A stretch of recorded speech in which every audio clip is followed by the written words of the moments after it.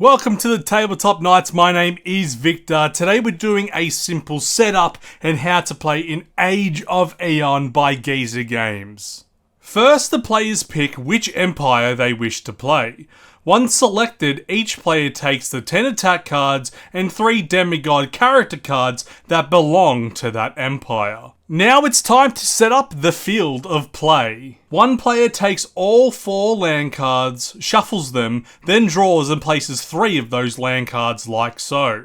It is important to do this step after picking an empire because your empire's land may not be drawn. Now that the 4 land cards have been placed, one player also does the same with the 4 command cards, drawing 3 and placing 3 like so. Each player now must select the order that they will play their 3 demigod character cards. Once you have done this, place them face down here, leaving a spot above for the active card. Now with the 10 remaining attack cards, each player shuffles them, draws one, and the higher number decides who goes first. The first player also gets the Eternal Stone card, which acts as a first player token. We now place the attack deck here and the 4 Sacred Seal cards here. Now that the setup is done, let's go over the rules on how to play. The goal of the game is simple, but can be difficult to pull off. The first player to win 3 battles wins the whole game. After each battle is won, the losing player loses his active demigod card and reveals his next demigod. Once you've lost all 3 demigods, you lose. Now, in order to play the game, it's very important to understand each card. The demigod cards have 2 main points of focus. In the top left, you can see the required power needed for activating its special ability known as its Mighty Force.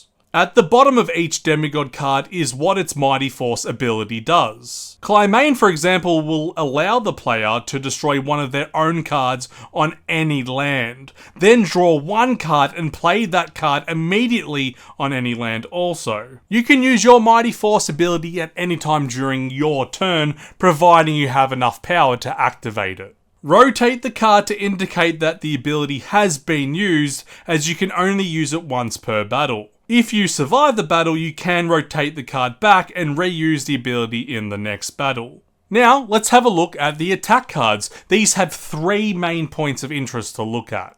The first is the attack power.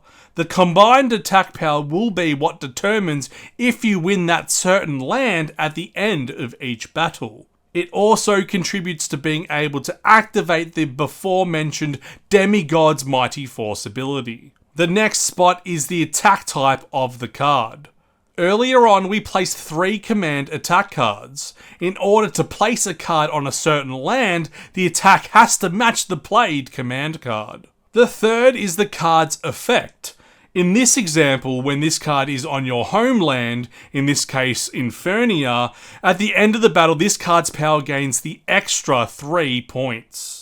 Okay, now that we've done the setup and we understand how the cards work, let's go over a quick battle. First, each player must draw 7 of their 10 attack cards. Now, these are the only 7 cards you will use for the whole battle, unless there's a Mighty Force ability that tells you to draw more. Each player takes it in turns, placing their cards behind the land cards, again making sure that the attack type of the card matches the command card. Players will go back and forth, placing their cards, having a maximum of 3 cards behind each land. They will do this until each player has run out of cards to place. Once a player has reached the certain amount of power needed, they can also use their demigod card once per battle. Players can also place cards face down to activate the Sacred Seal cards. When you place a card face down, you are able to use 1 Sacred Seal card to block off a spot on the opponent's side of the field. Each player can do this twice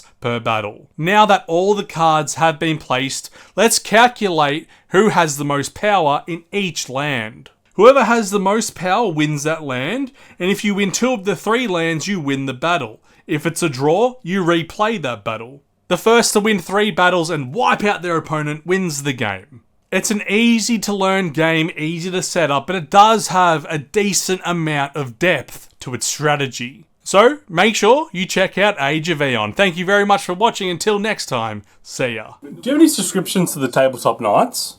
Oh, I guess you could subscribe there and watch another video down here.